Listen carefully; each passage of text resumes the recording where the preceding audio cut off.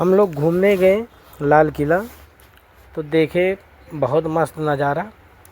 और देखिए हम लोग लाल किला पे पहुंच चुके हैं और ये बाहर का गेट है।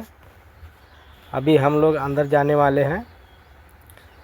अभी तो हम बाहर का नज़ारा ले रहे हैं और आपको अभी अंदर का नज़ारा दिखा रहे हैं।